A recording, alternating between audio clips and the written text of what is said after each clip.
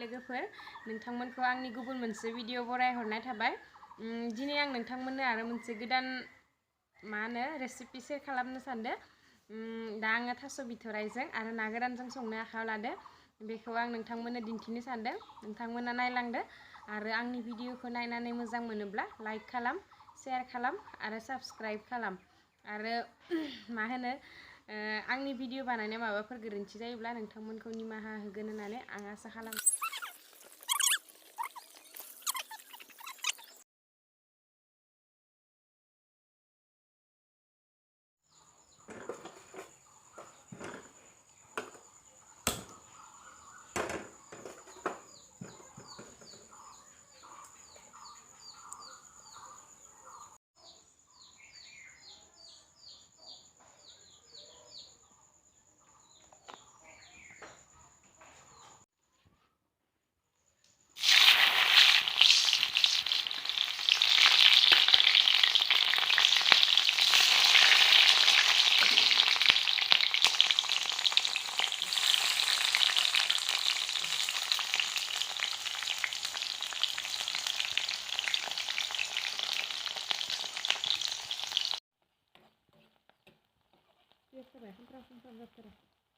नै आं बेयाव दैबो फुदुंना लाखादो।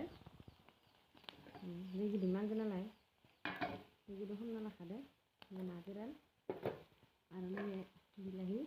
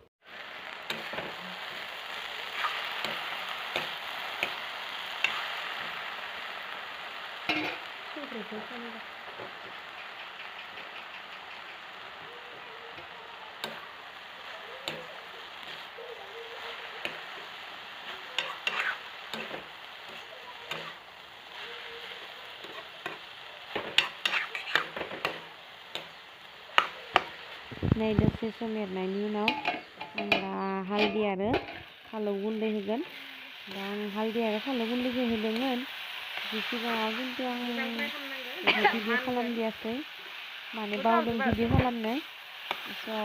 सरि बिनि थाखाय। दा आं होबाय आरो बेयाव हालदै चामचसे होदो, ओमफ्राय फालौ गोरान देखानाय चामचसे होदो आङो।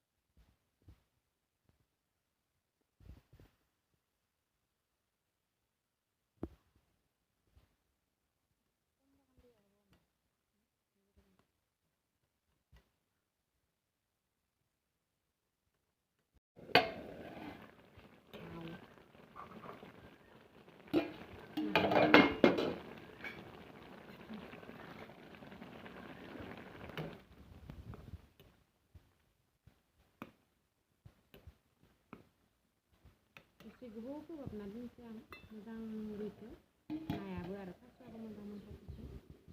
गोदौबायना बेखौ नायनोसै मोननो जासिगोन।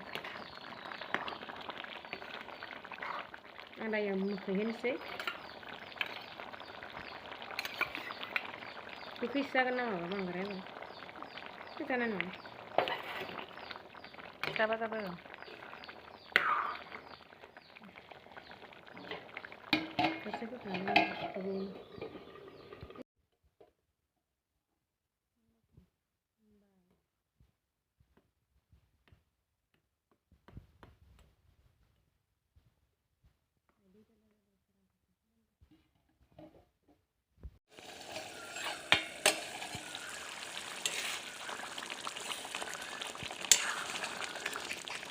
मोनबाय दानिया संख्रि नांदों साखिनायदों